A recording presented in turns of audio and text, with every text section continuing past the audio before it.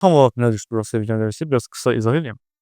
Strindberg özü psixologdur və Strindbergin özü bir münasibət üçün, yəni iki şəxsin arasında olan 3 əsas önəmli olan xüsusiyyət var ki, Strindberg bunları vurğulayır. Birinci xüsusiyyət yaxınlıq və səmimiyyətdir. İkinci ehtirasdır, üçüncü öhdəlikdir. Yəni bu 3 xüsusiyyət mütləq şəkildə olmalı demir əslində. Yəni hansısa biri olmaya da bilər. Amma daha ideal ilişki belə də o kinolarda, kitablarda oxumuş ideal eşq var, misal üçün. Martin Eden'in aşık olduğu obraz həyatda və ya qürur və qərəzdə. Ümumiyyətlə də bu ideal sevgi. İdeal sevgi bu üçünün bir arada olduğu sevgidir. Birinci mən yaxınlıq və səmimiyyətdir. Burada yaxınlıq və səmimiyyət də tam olaraq rahatlıq. Yəni nə mənada məsəl üçün bir ifadə işlədirik biz. Mən onun yanında olanda özümü çox rahat hiss edirəm və olmalıq özüm. Hə, ya da olmalıq. Özümü yaxın hiss edirəm. Misal üçün, mən onu bir ay tanımı elə bilirəm ki, mən onu milyonlar il tanıyıram. Əslində gördük ki, eləyəm. Yəni bu həmin rahatlıq hissidir, belə deyək. İkinci ehtirasdır. Burada sözün özündən bir qədər ancaq cinsi şey almaya bilər. Yəni tam olaraq burada cinsi yaxınlıqdan söhbət getmir. Misal üçün, iki şəxsin arasında olan cazibə qüvvəsi ola bilər. Yəni onu cəzb etməsi ola bilər. Onun xarici görünüşü ola bilər, onun intellekti ola bilər və yaxud da onun, nə bilim, tutaq ki, hansısa bir situasiyada, hətta onun hansısa bir şirniyyatını yeməsi, misal üçün, yemək forması belə bizi cəzb eləyə bilər onun insana qarşı. Və həmçinin həyəcan hissi. Yəni mən əgər o insanı görəndə həyəcanlanıramsa, demək ki, bu ideal sevgidir və ideal bir xüsusiyyətdir. Üçüncü öhdəlikdir. Öhdəlik tam olaraq nədir? Öhdəlik daha çox belə münasibətin son mərhələsidir. Biz artıq bizim üçün münasibət okeydir, uyğundur və bu zaman mən münasibəti saxlamaq üçün, qorumaq üçün. Çünki münasibət bu üç xüsusiyyət ideal olsa da o prosesin özü ideal deyil. Niyə görə ideal deyil? Çünki münasibətin özü tam olaraq məntiqə söykənmədiyi üçün, duyğulara söykəndiyi üçün biz də mükəmməl varlıq olmadığımız üçün o münasibəti tam olaraq %100 ideal şəkildə irəlidə bilmirik. Hansı bir sıxıntılar yaşaya bilərik, problemlər ola bilər. Öhdəlik budur ki, həmin sıxıntıları idarə edib bir-birimizə qarşı münasibəti belə saxlamaq üçün göstərdiyimiz cəhd aslında. Misal üçün, ola bilər ki, tutaq ki, bu ikisi arasında ehtiras olmasın, sırasıyla deyərək. Cavab bir tərəfi yox. Sadəcə var yaxınlıq və səmimiyyət və öhdəlik var. Burada münasibət hansı formada olur? Strindberg bunu hansı formada izah edir? Və yaxud da iki şəxsdə belə partnyor. Artıq o qədər bir-birinə qarşı, yəni hər şeyini bilən onun belə də, hər situasiyasını bilən bir eyni ev içərisindəyəm. Amma ona qarşı da ehtirasım da belə deyək də, müəyyən bir ona görə nasıl həyəcanlanmıram. Yəni mən sadəcə onu səhər-səhər görəndə hardadır sualını verirəmsə sadəcə. Burada artıq Strindberg deyir ki, bu sadəcə belə deyək də, ehtirasın olmadığı bizim əslində daha çox ailədə bu gün müşahidə elədiyimiz problemdir ki, psixoloq olaraq deyir ki, mənim yanıma gələn şəxslərin daha çoxu bu sıxıntıdan əziyyət çəkir ki, münasibət müəyyən bir nöqtədən sonra artıq ehtirası itirir və sadəcə belə də öhdəlik qalır. Öhdəlik necə qalır? Ya uşaqlara görə qalır və yaxud da sosial təzyiqdən qorxurlar. Məsələn, daha çox hanım tərəfdə belə deyək. Sosial təzyiqdən qorxub ayrıla bilmirlər deyə məcburən belə bir öhdəlik yaradırlar özlərindən və ona görə ehtiras olmur. Və yaxud da tutaq ki, sual verə bilər ki, yaxınlıq, səmimiyyət yoxdur, sadəcə ehtiras və öhdəlik var. Buna tam olaraq əslində Strindberg deyir ki, buna münasibət adı vermək olmur əslində. Belə sadəcə müəyyən bir öhdəliyim var, müəyyən bir ehtirasım var. Bu tam olaraq ailə modeli şairdir. Qısa müddətli münasibətdir, müəyyən bir öhdəliyim var. Yəni əslində budur deyim. Yəni mən bunu iddia eləmək üçün mən psixoloq deyirəm. Yəni mənim əlimdə bir statistika yoxdur. Amma daha çox müşahidə elədiyimizə görə daha çox ailələrdə, məsəl üçün, sosial Sovet dövründə məcburi evliliklər olsun və yaxud da istəmədən uşaq zamanı evliliklər olsun. Buna görə ehtiras burada daha belə ikinci plana düşür və yaxud da ümumiyyətlə olmur. Yaxşı, bir ailənin mükəmməl olması, ideal olması lazım. Ehtirasın olması. Əslində belə deyək də, biz münasibəti ehtirasdan tamamilə ayıra bilmərik də. Çünki ehtirasın olmadığı bir münasibət məncə bu deyil. Bu ehtiras təkcə cinsi münasibət deyil də bu. Bu ehtiras eyni zamanda çox şey. Yəni məsələn, onu görəndə həyəcanlanmağın özü bir ehtirası da.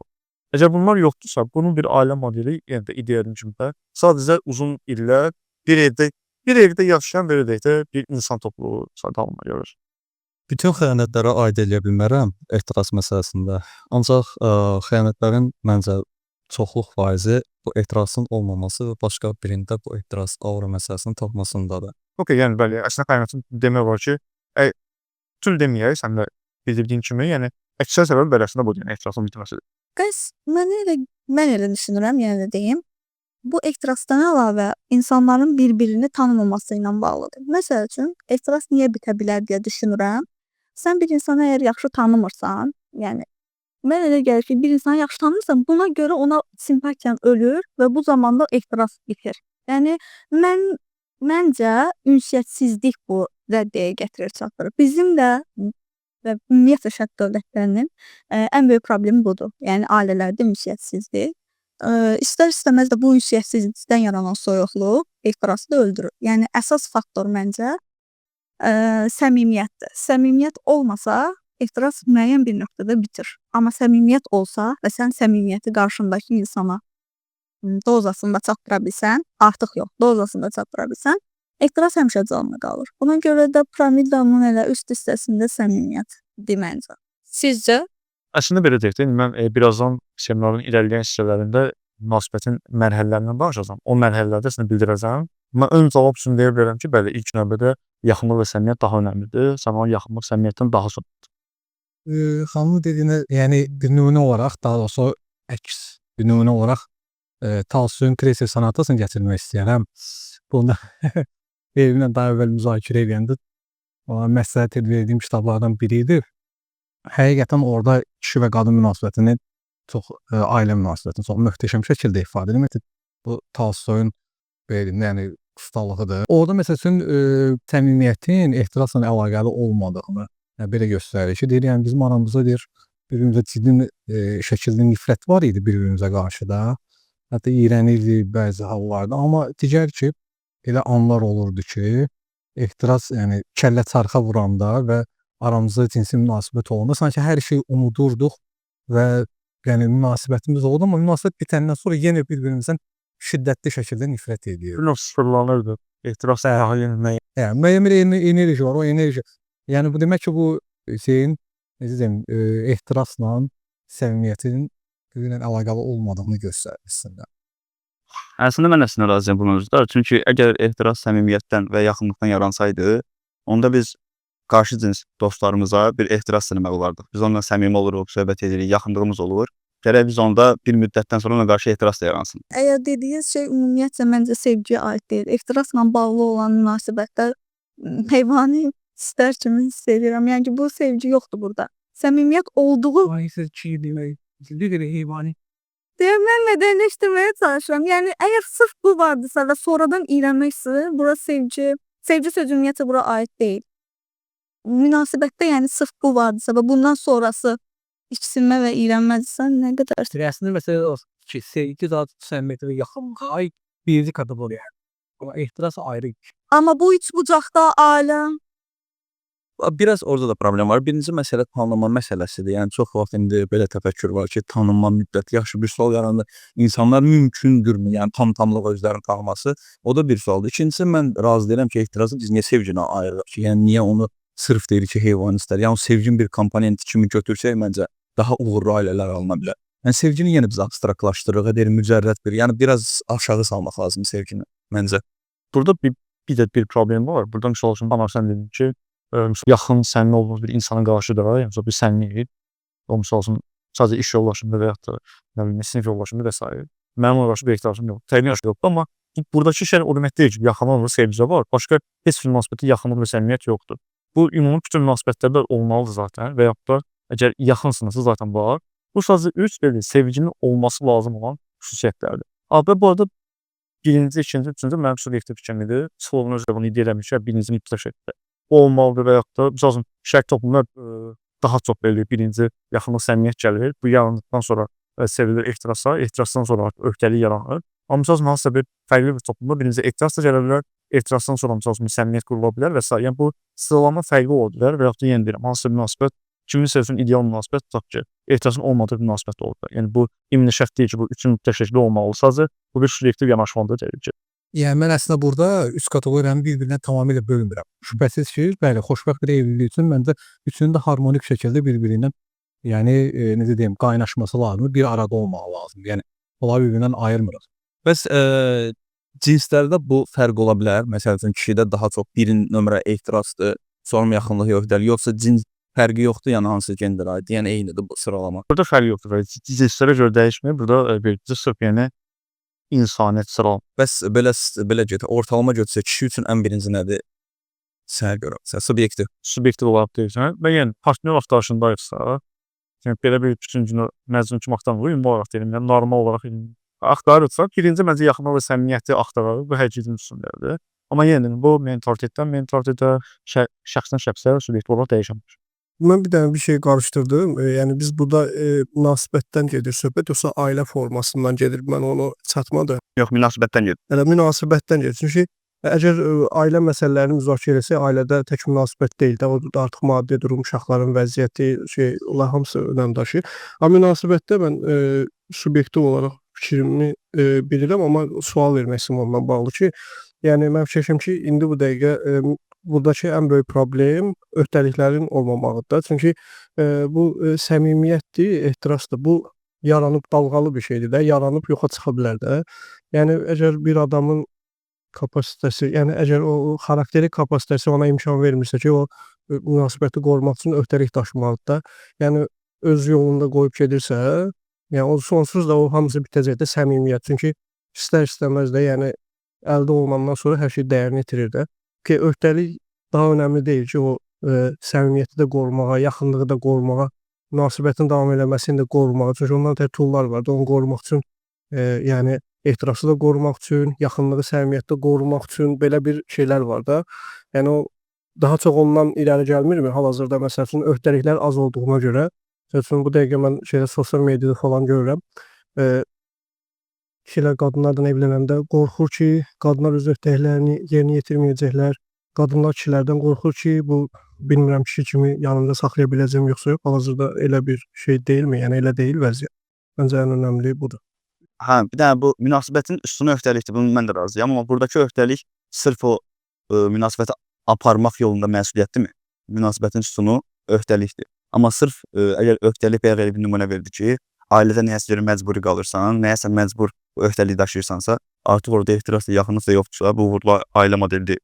Ehtiyac da yox. Burada sizə yenə deyirəm, burada, öhdəlik məsələsi, bəli, əslində, sən bir insanı partner olaraq seçirsənsə, sən bir növ bu öhdəliyin onda olub-olmamasını sadəcə, müşahidə edə bilərsən. Müəyyən, belə deyək, sənin üçün bir iki nüans ola bilər ki, tutaq ki, adamın, işi varsa, maddi və psixoloji durumu yerindədirsə, hə, o mənim öhdəliklərimi qarşılaya bilər deyə düşünürsən, amma öhdəlik təkcə bu deyil də, belə deyək. Öhdəlik həm psixoloji olaraq, həm, sən demiş, misal üçün, həm o ehtirasın yaxınlığı, bunlar belə stabil gedən bir şeylər deyil. Misal üçün, sənin elə bir anın ola bilər, elə bir psixoloji vəziyyətin ola bilər ki, orada ehtiras hissini ümumiyyətlə itirə bilərsən, müəyyən bir müddətdir və yaxud da misal üçün, sən səmimi olmaq üçün, rahat olmaq üçün həmin havanda olmaya bilərsən. Bu, məsələləri qorumaq üçün, öhdəlik vacibdir, bəli. Amma burada bir növ, bir şey unutmayaq ki, biz burada münasibətdən tam olaraq söhbət eləmirik. Bizim burada, belə deyək də, ssenarinin mümkün ilkin olaraq bir insanı tapmaq, ilkin bir insana münasibətdir və sən artıq birinci insanı tapanda əgər fokuslansan ki, mən onda öhdəlik axtarıram, bu zaman belə çıxır ki, sən, birinci öhdəliyi tapırsan, bir növ bu şey anlayışına dönür də, belə deyək. Misal üçün, o məni saxlaya biləcəyin anlayışına dönür. Bu da artıq münasibətin daha çox belə deyək, daha fərqli bir səkilərə gəlib çıxır. Yəni, bu mərhələnin, bir, ailə üçün yox, sadəcə ilkin mərhələdən son mərhələyə qədər necə olmalıdır, həmin belə deyək, sütunlardır, həmin, xüsusiyyətlərdir. Arazımda sualı var idi, bir dənə mikrofon. Bir dənə Burada bir dənə də problem, həmişə üzləşirik biz, cəmiyyətdə. Yaxşı deyirlər ki, bu yaxınlıq, etiraz sönür. Bəs mümkündür ki, bu inkişaf olunsun daima. Yəni onun üzərində partnyorlar işləsin, inkişaf eləsin. Deyirlər ki, öhdəlik məsuliyyət okey də, o normal, statik, stabil qalır, amma onlar sönür. Məsəl üçün bir sual yaranır ki, onlar inkişaf oluna bilərmi, müsbətə doğru gələ bilərmi? Yəni qocalana kimi, yoxsa onlar yəni faktdır ki, 100% sönəcəklər. Bu cür deyimlər əslində yaxınlıq, səmimiyyət mən sönür iddia səslənilmədi. Yox, sən yox, ümumiyyətcə fikir var, belə bir fikir var. Bunu qəbul edirəm. Bəli, ehtiras müəyyən nöqtədə sönə bilər əslində. Bunun səbəbi nədir?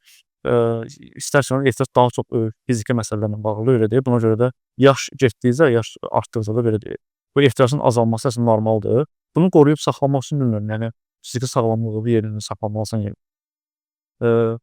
Xüsusi olaraq elə bir iddia etikasında bununla bağlı. Amma hər dəfə görəndə həyəcanlanmarsan da.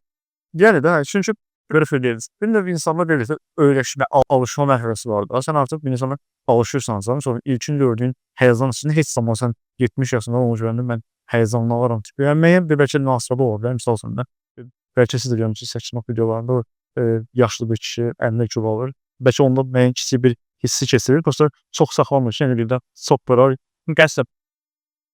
Ümumiyyətlə bu Brest haqda ehtiras anlayışı haqda xeyli danışıldı Və sözü gedən mövzu haqqında danışarkən bir çoxumuzun utanmağı da bizim elə yaxın fərqli olmağımızdan, şərq mentalitetindən gəldiyi bildirir. Sadəcə erməyə elə gəlir ki, burada ehtiras məfhumunu biraz açılması, kontekstinin baxa bir adam yoğunluğunda. Sadəcə çox geniş, yəni bu cür variant arasında, ekstras arasında çox geniş müzakirələr aparıldı. Mənə çatmayan bir an oldu ki, yəni nəyə görə bir aile modeli için bu subyekt göstericisi olmalı. Yəni ki, araşdırsaq yaxın qərb ölkələrində baxaraq ki, bir 60 yaşlı kişi, bir 55 yaşlı qadın zahirən baxsam bunlara gəlir ki, bir 20 ildir ailə. Ancaq araşdırıb baxanda görür ki, bunlar 5 illik yerdir. Yəni ki, bu ehtirası hansı mənada, yəni irəli sürür, onu biraz müəyyən biraz. O ekstrası Elvin aklı tüylü. Mesela Elvin dedi ki ehtiras yani bildiğimiz gibi bir fiziki mənası var. Bir de ki onu görəndə həyəcanlanma, bu mücərrətdə keçir, bu həyəcan anlayışı və yaxud da gülüşü tutması, yəni adam adrenalinlə belə yaşaması, ürək tez-tez döyünməsi. Yəni ehtirasa aid eləmək olar məncə. Amma məncə ölür o istək. Düzdür, yəni baxın çox adi bir nümunə verək. Əslində bu sevginin mərhələsinin özüdür, bir qabaqdadır. İstə bir izah verim, sonra növbəti sadə keçək. Məsələn, ola bilər ki, normalda məsələn hansı onda başı birinci siz demiş, müəyyən bir aura yaranır, cazibə qüvvəsində belə cəzb etmə yaranır və daha sonra mən münasibət qururam, müəyyən yaxınlıq, səmimiyyət gəlir və daha sonra artıq müəyyən bir münasibət formalaşdırdıqdan sonra keçirik öhdəliyə. Bu fərqli formada olur. Mən ola bilər ki, birinci görüşdən o insana mənə arası ümumiyyətlə seçməsin, mənim ona qarşı bir hissim yaranmasın, amma məsələn ola bilər ki, səmimiyyət yaransın orada. Və ya ümumiyyətlə heç bir olmasın, sadəcə bir ortamda olaq, hətta bir-birimizə müəyyən bir nifrət hissi olsun, kin hissi olsun. Amma daha sonra bu nifrət və kin hissi müəyyən səbəblərdən dolayı, səbəbləri açsam oradan suallar çıxır və açım. Və ya birlikdə həmin o səbəblərdən dolayı da ya birinci səmimiyyət başlaya bilər, və yaxud da birinci elə aura başlaya bilər. Qəbul edirəm ancaq bir insanın yemək yeməsi belə səni müəyyən bir cəzb edə bilər. Bu indi hansı dərəcədə sağlam bir münasibət olur, ayrı məsələ. Yəni amma və ya bir insan hansı bir cümlə qurması, nə bilim hansısa bir mövzuda fikir bildirməsi də səni ona qarşı münasibət qurmağa sövq edə bilər. Yəni bu mərhələlər fərqli şəkildə ola bilər. Yenə şəxsən şəxsə dəyişə bilər.